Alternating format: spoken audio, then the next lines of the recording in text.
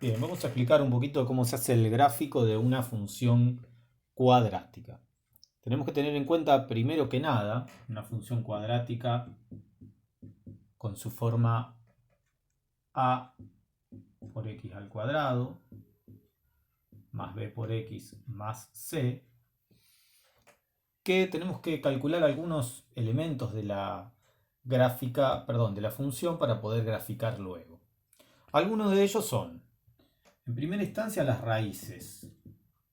Ya lo vimos antes que las raíces de la parábola, es decir, de la gráfica, son los puntos donde la gráfica corta el eje X, ¿sí? Donde la función en ese caso vale 0.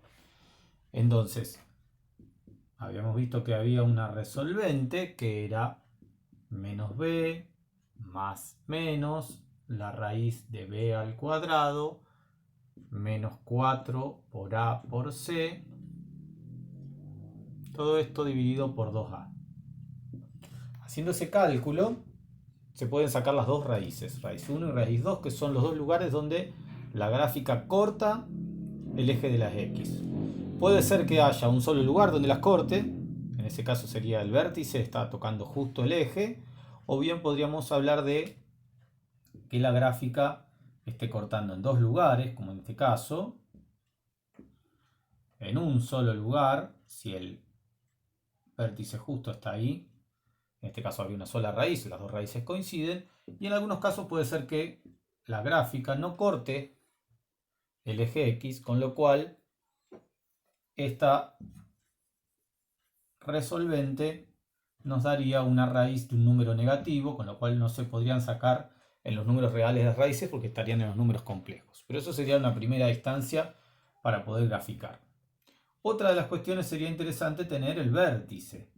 ¿Cómo calcular el vértice de la gráfica de una función cuadrática? Bueno, hay varias maneras. El vértice tiene dos coordenadas, el xb y el yb, que le vamos a llamar, ¿no? Ahí se encontraría el vértice de nuestra gráfica. ¿Cómo calcularlo? Bueno, el xb lo podemos sacar por una formulita simple que sería sumar las dos raíces y dividirlas por 2. Y si no, otra forma de sacar el vértice en su coordenada x es menos b sobre 2a. Esa sería la manera. Una vez que tenemos la coordenada x del vértice, sacar la coordenada y del vértice es simple porque reemplazamos en la función por el valor x del vértice. Ahora ya vamos a hacer un ejercicio luego para explicar un poco más ampliamente esto. Después también podemos tener en cuenta el eje de simetría. El eje de simetría de una función cuadrática tiene que ver con el eje, si yo grafico la función, es la línea que divide la función en dos partes iguales. Ese es el eje de simetría. Con lo cual lo podemos calcular fácilmente porque si nosotros tenemos el valor de xb, por ese lugar, en esa x pasa el eje de simetría. Porque obviamente el vértice va a estar sobre el eje de simetría, con lo cual también tenemos ese dato. Otro dato también que tenemos es la ordenada al origen. Si ustedes recuerdan anteriormente en los ejercicios que hicieron, la ordenada al origen es el valor de c. C es la ordenada al origen. ¿Y qué es la ordenada al origen? Es el lugar donde la función vale 0. Es decir, cuando no la función vale 0, sino la función del punto 0. Es decir, cuando el x vale 0, la función es 0.